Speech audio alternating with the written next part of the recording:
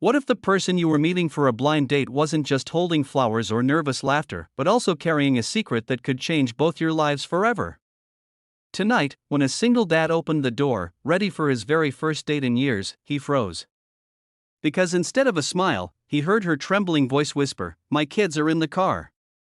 What happened next is a story of love, struggle, and the unexpected bonds that form when broken people dare to trust again. Ethan had been a single dad for almost 5 years. Life after losing his wife had become a blur of school runs, late-night homework, fast food dinners, and exhaustion that dug into his bones. Dating? That was a language he had forgotten long ago. His 9-year-old daughter, Lily, often asked him why he never laughed the way other dads did at family events. But Ethan always brushed it aside, telling her he was too busy. So when his best friend set him up on a blind date, Ethan almost said no. The thought of letting someone new into his messy, imperfect world felt impossible. But Lily had overheard the conversation and begged him to go. "Dad, maybe you'll smile again," she whispered with her gap-toothed grin. Those words stuck to his heart, and that's why he found himself nervously straightening his shirt on a chilly Friday evening, waiting for a knock at the door. When it finally came, Ethan inhaled deeply and opened it. Standing there was a woman in her mid-30s, with tired but kind eyes, holding a clutch nervously against her chest.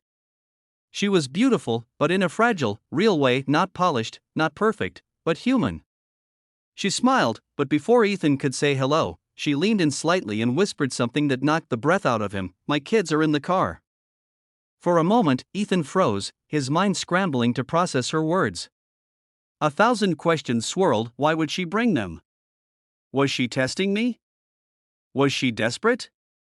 But before his doubt could swallow the moment, he saw her eyes. They weren't testing or scheming. They were pleading. She looked like someone who had carried too many battles on her back and was terrified of being judged for it. "I didn't know what else to do," she added softly. "The babysitter canceled. I didn't want to stand you up, but my kids, they're my whole world." Ethan, still standing in the doorway, felt something shift inside him. For the first time in years, he wasn't looking at a date. He was looking at someone who, like him, had scars and responsibilities, someone who understood what it meant to put children above everything. With a small smile, he said, "Then let's not waste time here. Let's go meet them." And just like that, the night changed from an awkward dinner reservation to something far more real.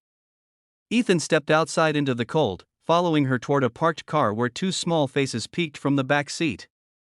The little boy clutched a toy truck, the girl held a worn teddy bear. Their wide, curious eyes told Ethan one thing: this woman wasn't just a date. She was a mother. And maybe, just maybe, this night would rewrite more than one life. The restaurant plans were abandoned. Instead, Ethan offered to cook dinner at his house. The woman, her name was Sarah, hesitated at first but eventually agreed. Soon, his small living room was filled with the laughter of children, the clatter of pans in the kitchen, and the gentle hum of two single parents trying to figure each other out. Sarah admitted she had been raising her kids alone since her husband walked out 3 years ago. "I thought I was strong," she confessed while helping Ethan set the table. "But some nights, the loneliness is heavier than the bills." Ethan nodded silently, understanding every unspoken word. Over dinner, the kids bonded instantly with Lily, giggling over spilled juice and trading stories about school.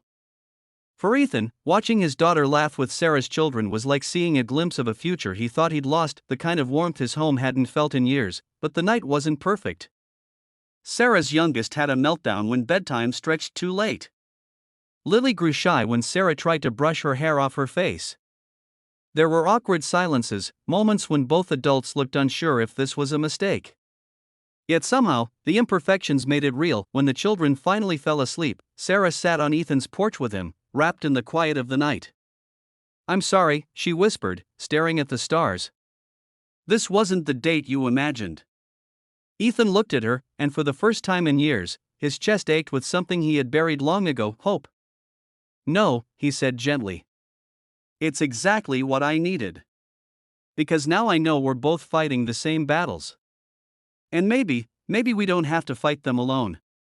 Tears glimmered in Sarah's eyes as she leaned back, breathing out the fear she had carried for too long. For once, she didn't feel like a woman too broken to be loved. And Ethan didn't feel like a man destined to walk through life with only half a heart. The night ended not with fireworks or dramatic kisses, but with something far more powerful: the quiet, steady beginning of two families finding their way toward each other. And as Sarah drove away, Ethan stood on the porch, Lily's small hand slipping into his. "Dad," she whispered, her voice full of sleepy hope, "I like her." Ethan smiled, a real, unguarded smile. "Me too, sweetheart. Me too."